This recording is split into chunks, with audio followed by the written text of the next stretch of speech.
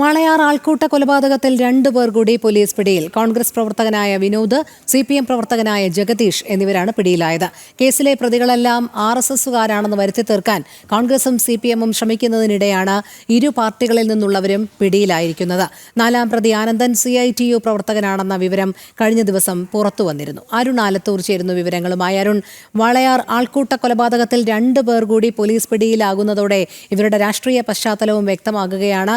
വളരെ വ്യക്തമായി അത് RSSന്റെ തലയിൽ കെട്ടിവെക്കാനുള്ള ശ്രമം CPMന്റെയും കോൺഗ്രസിന്റെയും ഭാഗത്ത് നിന്ന് ഉണ്ടായിരുന്നു. പക്ഷേ ഇപ്പോൾ പിടിയിലായ പ്രതികൾ എല്ലാവരും തന്നെ CPM കോൺഗ്രസ് അനുഭാവികളും പ്രവർത്തകരുമാണ് എന്നുള്ള കാര്യത്തിലേക്ക് തന്നെയല്ലേ എത്തിച്ചേർന്നിരിക്കുന്നത്?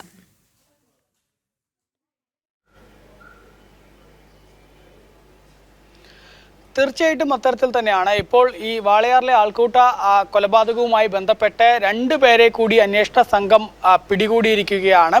ആ 2 പേർ എന്നുള്ളത് ഒന്ന് വിനോദ് എന്നൊരാളും അതുപോലെ തന്നെ ജഗദീഷ് എന്ന വ്യക്തിയുമാണ്. ഇവരുടെ രാഷ്ട്രീയ പശ്ചാത്തലം പരിശോധിക്കുമ്പോൾ വിനോദ് ഒരു കോൺഗ്രസ് പ്രവർത്തകനാണ്, അതുപോലെ തന്നെ ജഗദീഷ് എന്ന് പറയുന്നത് ഒരു CPM പ്രവർത്തകനാണ് എന്നുള്ളതാണ്. നമ്മൾ കഴിഞ്ഞ ദിവസമൊക്കെ കണ്ടതാണ്. ഈ ഒരു ആൾക്കൂട്ട ആക്രമണത്തിലെ പ്രതികളൊക്കെ RSSകാരാണ് എന്ന് വരുത്തി തീർക്കുന്നതിന് വേണ്ടി കൊണ്ടുപിടിച്ചുള്ള ശ്രമമായിരുന്നു CPMന്റെയും അതുപോലെ തന്നെ കോൺഗ്രസിന്റെയും ഒക്കെ ഭാഗത്തു നിന്നുണ്ടായത്. അതിൽ മന്ത്രി MB രാജേഷും അതുപോലെ തന്നെ CPMന്റെ സംസ്ഥാന സെക്രട്ടറിയായ MB ഗോവിന്ദൻ ഉൾപ്പെടെയുള്ള ആളുകൾ അത്തരത്തിൽ ഇതിനെ രാഷ്ട്രീയവൽക്കരിച്ചുകൊണ്ട് ഇതിൽ പ്രതികളൊക്കെ RSSകാരാണെന്ന് വരുത്തി തീർക്കാൻ വേണ്ടിയുള്ള പലതരത്തിലുള്ള ശ്രമങ്ങൾ അവരുടെ ഭാഗത്തു നിന്നുണ്ടായിരുന്നു. പക്ഷേ അവരുടെ ആ ശ്രമങ്ങൾ കേൾക്കുന്ന ഒരു തിരിച്ചടിയായി മാറുന്നു തുടരെയുള്ള ഓരോ അറസ്റ്റിലും പിടിയിലാവുന്നവരുടെ രാഷ്ട്രീയ പശ്ചാത്തലം എന്നുള്ളതാണ്. കാരണം കഴിഞ്ഞ ദിവസം തന്നെ പുറത്തു വന്നിരുന്നു കേസിലെ 4ാം പ്രതിയായ ആനന്ദൻ CITU പ്രവർത്തകനാണ്, മുൻ CPMന്റെ മുൻ ബ്രാഞ്ച് സെക്രട്ടറിയാണ് എന്നുൾപ്പെടെയുള്ള കാര്യങ്ങൾ നേരത്തെ പുറത്തു വന്നിരുന്നു.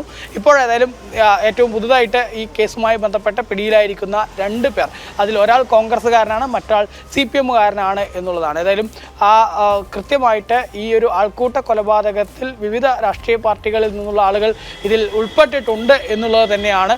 ഏതായാലും ഇതിനെ രാഷ്ട്രീയവൽക്കരിച്ചുകൊണ്ടല്ല ഈ ഒരു വിഷയത്തെ കൈകാര്യം ചെയ്യേണ്ടത് എന്നുള്ളത് വീണ്ടും കൃത്യമായിട്ട് ബോധ്യമാവുന്നതാണ് പോലീസിൻ്റെ അറസ്റ്റിലെ നടപടികളിൽ ഈ ഒരു ആളുകൾ ഓരോരുത്തരായി അറസ്റ്റിലാവുമ്പോഴുള്ള കാര്യങ്ങൾ. കാരണം മലയാളികൾ വലിയ പ്രബുദ്ധരാണ് എന്നൊക്കെ പറയുമ്പോൾ ഒരു വ്യക്തി, ഇതര സംസ്ഥാന തൊഴിലാളി നമ്മുടെ നാട്ടിലേക്ക് തൊഴിൽ തേടി വരുന്നു. ആ തൊഴിൽ തേടി വരുന്ന ആളെ ഇത്തരത്തിൽ കള്ളനാണെന്ന് ആരോപിച്ചുകൊണ്ട് മർദ്ദിച്ച് കൊലപ്പെടുത്തുന്ന ദാരുണമായ സംഭവം, അത് മലയാളികളുടെ മാനസിക സ്ഥിതിയാണ് ഇവിടെ പരിശോധിക്കപ്പെടേണ്ടത് എന്നിരിക്കെയാണ് ഇതിനെ രാഷ്ട്രീയം പറഞ്ഞുകൊണ്ട് തെറ്റായ രീതിയിൽ അവതരിപ്പിക്കാൻ വേണ്ടിയുള്ള ശ്രമങ്ങൾ കോൺഗ്രസിൻ്റെയും CPMന്റെയും ഒക്കെ ഭാഗത്തു നിന്നുണ്ടായത്.